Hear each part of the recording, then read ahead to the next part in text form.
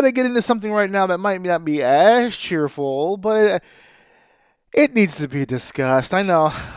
I've done this a billion times now. I always bring up these topics and I open it by saying, this needs to be discussed. Well, it does. It's non-wrestling related. This is another what the fuck. But it's not a what the fuck because it's funny or because it's an obscure thing, which is normally a what the fuck segment is. This is a what the fuck segment because I can't believe I'm actually reading what I'm reading and hearing what I'm hearing. So let's get into this shit. Deep. What in the fuck is he doing? What the fuck is going on in here on this day? What the fuck is happening? What the fuck is going on here? I need some clarification. So for those of you who do not know, and there's quite a few who don't, I say that it's not an obscure thing, but because this has been in mainstream general pop news stories as of late, which is not normally where I get my WTF shit from. But I had to talk about this. I had to talk about a man by the name of John Allen Chau, or Cho, or who cares. It's weird. I'm just going to call him John Allen for the remainder of this story. Now, if you don't know about John Allen, most of you who do are probably chuckling your asses off right now. This was the gentleman who received the ultimate sentence. He received death by spear to the chest. This is the young man, 27 years old as a matter of fact, who traveled to the indigenous islands over in India. There's a tribe over there called the Sentinelese, whatever. This is an indigenous people. These people have been living on that island secluded for years, decades, centuries even. Some people are estimating up to 60,000 years here that they have been secluded and cut off from the rest of the world. This is as old school a tribe as you're going to find anywhere on the planet. These are the last few remaining prehistoric versions of humanity here we're talking about here. They're on this island here, minding their own goddamn business. As a matter of fact, what is this? It's on India's Andaman and Nicobar Islands over here. The reason why I'm bringing this up, not just because he got speared in the chest, but the many different circumstances involving this death and this unfortunate situation. So, from what I'm gathering here, and I've dabbled here on a few different websites here just to try to get some solid information. The one I'm going to take from the most is a BBC News article here that was taking place as early as November the 21st. The reason why I chose this one is because it has some very unique information in it that I haven't been able to find in other articles. Usually a lot of these articles are cut and paste, so I don't pay too much attention to them. But this one I had to talk about a little bit because when this story first broke, it had all this shit to do with God. That he was some sort of Christian missionary. That he was on this trip to convert these islanders here to Christianity, which of course looks bad on the outside. I'm glad I waited a while for the story to develop because we're now learning that that's really not the case here. Yes, he was a devout Christian, and yes, he's one of those annoying ones where everything is about God and all praise to him and yada yada yada yada, all that stuff, right? To each his own. That's the kind of shit that gets your rocks off. That's the kind of shit that gets your rocks off. But it wasn't the prime reason he went. No, as dumb as that would be, it actually gets stupider because all it really was for him is he labels himself as a bit of an adventurer. He's all over Instagram. He's all over social media taking all these different photos with different peoples and different civilizations. And apparently, I've always heard the stories. I've never seen the pictures. I've never seen the video. But as this story broke, a lot of people who dabble in this kind of lifestyle have been coming forward and showing their evidence of their time spent in indigenous places. And these white people really do feel like these are like little vacations. They come, they shake hands with these little brown people, and they go home. And in this particular case, this gentleman was trying to head to an island that nobody goes to. No one is allowed to go to. The Indian government stays away from it. The fishermen in the local area stay away from it. Everyone. He had every red sign in the book to tell him, this is a terrible idea, you shouldn't do this.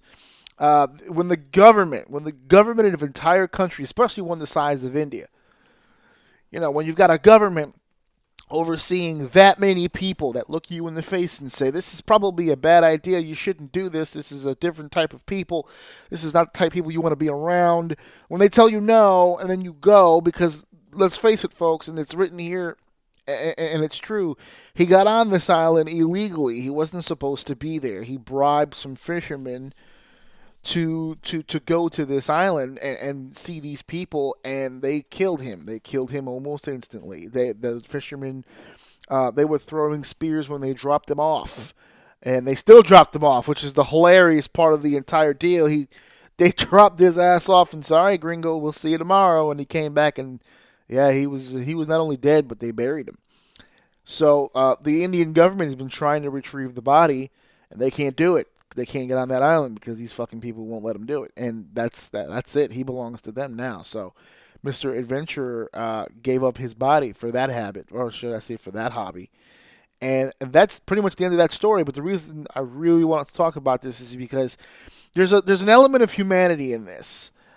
There's an element of humanity and lack thereof. And that's where I'm going to get to here, because I know last week I came off very angry. I'm not angry today. I'm speaking to you reasonably and within clear sound and body here. And there's a level of humanity here I don't possess. This is another piece of the Orsini puzzle for you guys to put together as far as me and my personality goes. I possess no humanity in this situation. Not a single tear was shed. As a matter of fact, there was probably more chuckles involved in this than concern.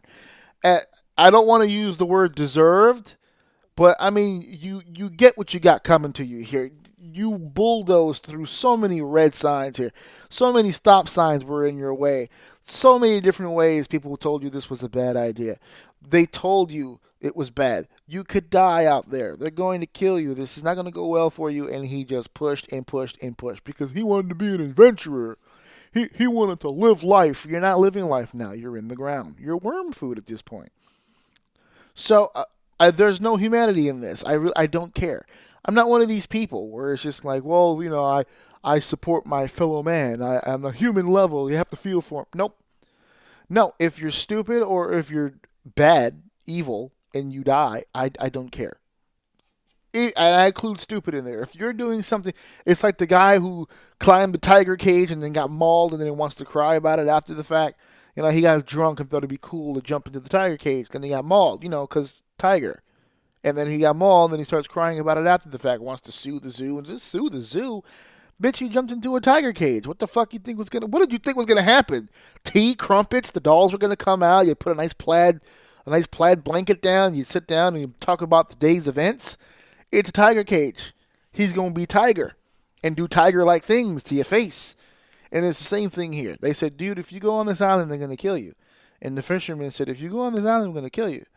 And the people said, if you come to our island, we're going to kill you.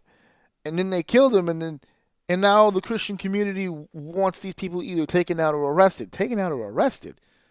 What the fuck are you talking about? He trespassed. He was in an area he wasn't supposed to be in. And he died. Stupidly. Instead of, if you want to arrest anybody, if you want to put charges or if you want to point a finger at somebody at fault, maybe at best the fishermen, because they took the money, they took the bribe. This is what happens when you take those things. This is the consequences of that. So if you want to point a finger at literally anybody, I guess it would be the fishermen, but even then, I'm pretty sure they told him 1,000 times, this is not a good idea. They probably knew at that moment, we're taking a dying man's money, folks. Let's just take his ass over there and let's just see what happens. And what happened was he got spears stuck through his entire body and he's fucking dead now. So, let this be a lesson to you for all you fucking people that like going to all these foreign countries and taking these trips into other people's fucking houses and dealing into their fucking environment, dealing in their fucking territory is a good fucking chance they're gonna fucking kill you.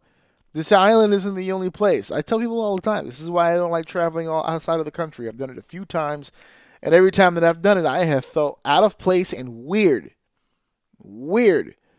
Because it's not my environment, dude. When you start fucking in other people's shit, it's not good. White people have always had this mentality, I mean, since day one, that the world is their oyster. You know, They could just go wherever they want to go. They set sail, or nowadays they buy a plane ticket. They just go, well, let's go to Indonesia for no reason. Okay, bitch, come to Indonesia. See what happens to that milky white ass. Let's see what happens. Bring your ass to Indonesia and see what happens. That's why I tell people, you start going into other places like that, no good, no bueno. I will stay right here in New York where it's safe. At least the gun violence over here is right here in your face and on the street. And right clear as day where I can see it, which is not the same I can say for other areas. You know, people always point at Chicago and Detroit and New York and L.A. and Miami as all these urban areas and all this gun violence and all this other stuff. I'd rather be there than, say, some small town in Iowa or whatever the case may be, because I'm not going to see it coming over there. At least over here in New York, it's right in my face. I see it coming. There's no surprises over here. You're either going to get shot or you're not going to get shot. Some people will ask politely, hey, brother, listen, I'm going to have to put this bullet in you. You just shrug. Yeah, do what you got to do, brother. Whereas in other places, they'll fucking surprise you with it. One person pisses off one guy, and the guy goes off and kills like 30 people. Fuck you killing me for? I didn't fucking do shit to you. We've been doing this shit since the podcast started. There's been so many situations. We're having like weekly mass shootings now and all kinds of stupid shit. But this is definitely one of those situations where I have no tears for you, my friend. You're dead. As a matter of fact, good riddance, because we need less of you. We really do. The day and age, everybody wants to be fucking Christopher Columbus. Everybody wants to be the person, I want to discover this, or I want to go here. Or he probably looked at this as, this is the one place people are supposed to go. Oh, I gotta go then, for the gram. I gotta go for the gram.